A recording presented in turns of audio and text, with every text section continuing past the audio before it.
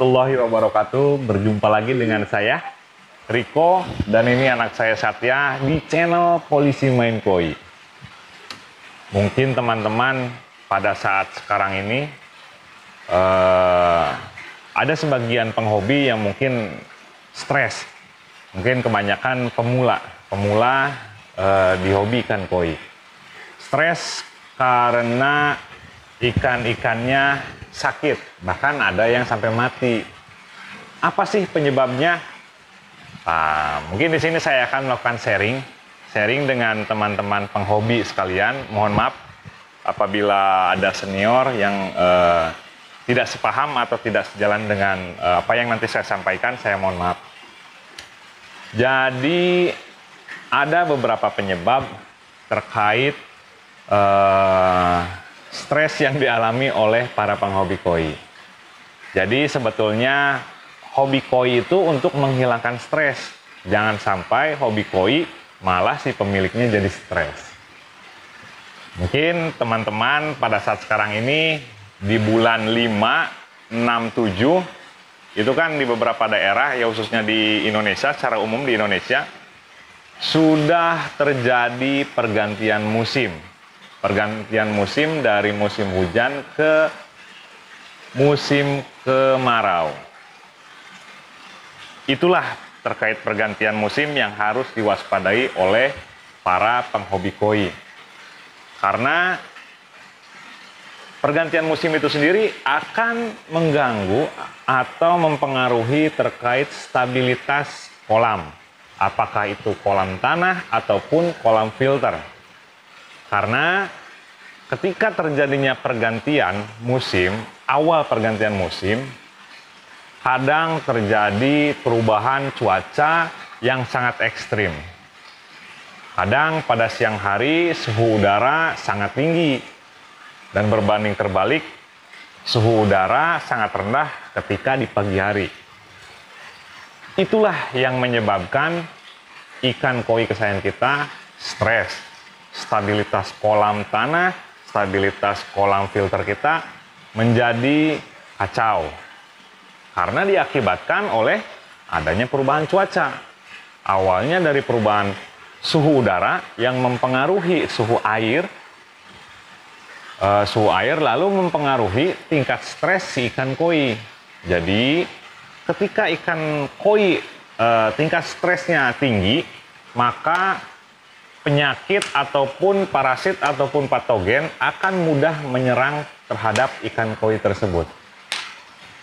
Bagi para penghobi yang belum pernah mengalami, harus mempersiapkan tindakan pencegahan. Untuk penghobi yang sudah pernah mengalami pengalaman pahit tersebut sampai ikannya sakit, kemudian kematian massal, ikannya sebagian tumbang gitu kan, itu bisa dijadikan pengalaman. Bagaimana sih mengatasi agar kejadian tersebut tidak akan terulang kembali gitu.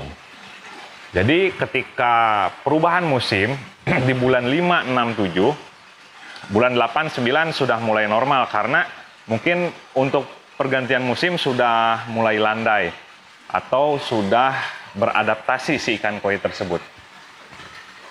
Jadi ada beberapa, ketika stres pada ikan koi tingkatannya tinggi, maka akan mudah terserang penyakit. Apakah itu aeromonas, apakah itu jamur insang, apakah itu finrut, gitu kan, busuk sirip dan sebagainya.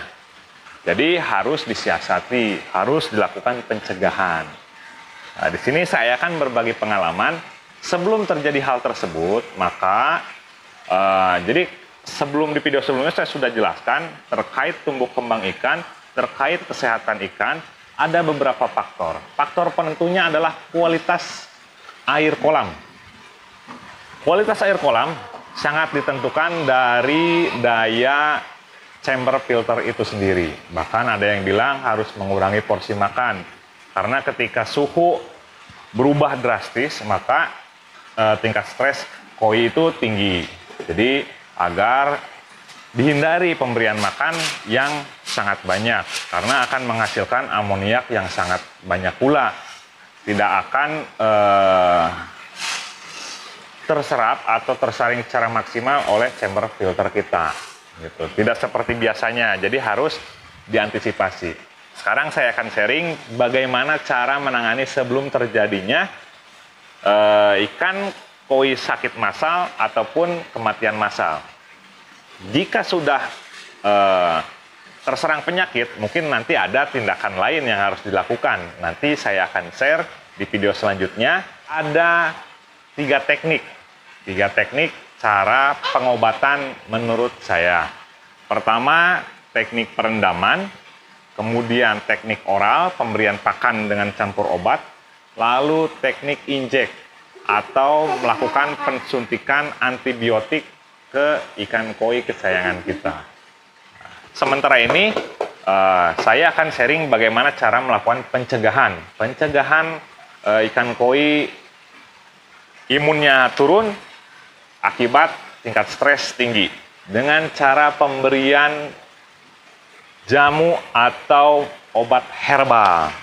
Obat herbal. Apa sih obat herbal yang saya akan sharing terhadap teman-teman pengobit sekalian, yaitu menggunakan bahan-bahan atau rempah-rempah alami.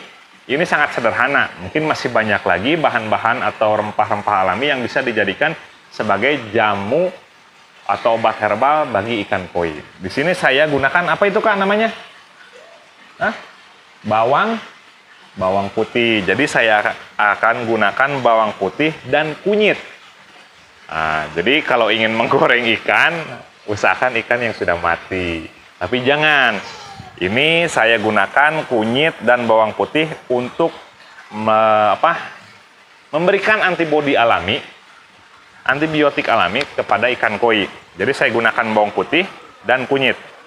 Di sini di hadapan saya sudah tersedia, yaitu blender.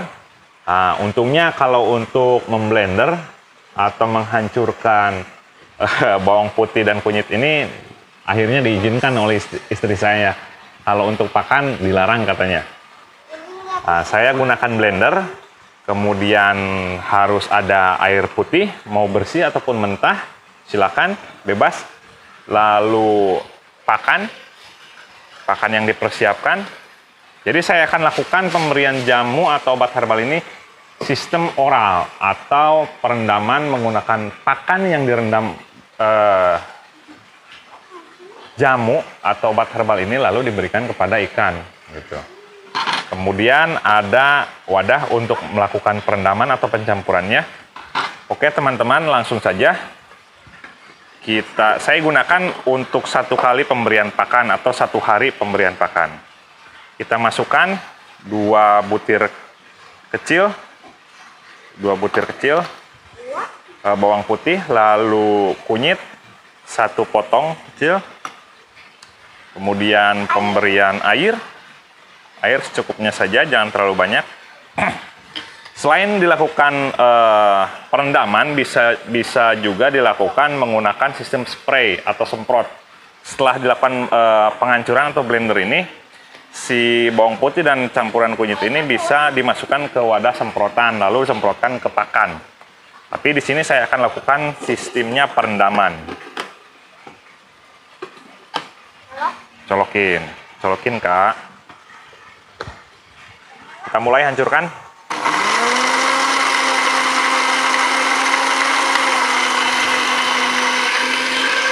Tunggu sampai hancur halus.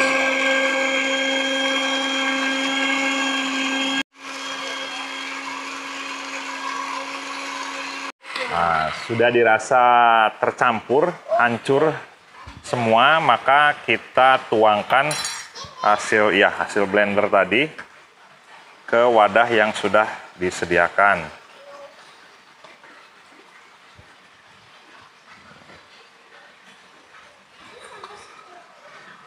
Wangi, mau?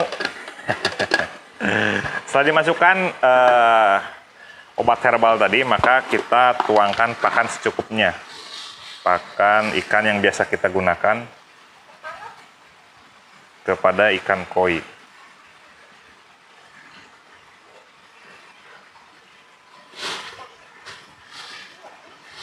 Jadi ini merupakan antibiotik alami. yang dihasilkan oleh bawang putih dan kunyit. Setelah dicampur ke pelet pakan, maka bisa dilakukan pengeringan, apakah itu dilakukan penjemuran ataupun menggunakan oven atau diangin-anginkan saja cukup sampai si obat herbal ini menyerap dengan sempurna. Sudah tercampur merata, maka bisa dilakukan pengeringan agar terjadi penyerapan secara maksimal. Setelah kering, maka bisa kita berikan kepada ikan koi kesayangan kita. Hal ini biasanya saya lakukan pemberiannya seminggu sekali atau maksimal 2 minggu sekali pemberiannya, agar menjaga ikan koi kita tetap sehat, bugar, daya tahan tubuhnya tetap stabil, tingkat stresnya rendah. Nah, selain pemberian obat herbal ini, ramuan herbal ini, jangan lupa tetap lakukan backwash terhadap filter kolam kita, karena kolam filter di rumah kita adalah buatan atau tiruan yang menyerupai alam. Jadi di kolam buatan itu ada titik jenuh di mana kualitas air menurun, kemudian daya serap atau daya saring filter itu sudah maksimal atau tidak bisa melakukan penyerapan kotoran atau racun-racun dari amoniak itu sendiri, tidak bisa mengurai amoniak, maka patut atau wajib dilakukan backwash agar kualitas air tetap terjaga, bagus, segar, dan membuat koi kesayangan kita nyaman berada di kolam koi tersebut. Nah, jadi nanti jangan lupa setelah kering maka diberikan kepada ikan secara langsung. Silakan bagi penghobi sekalian bisa dicoba cara yang saya lakukan ini. Jangan lupa like, comment, and subscribe. Salam koi untuk persahabatan. Wassalamualaikum warahmatullahi wabarakatuh.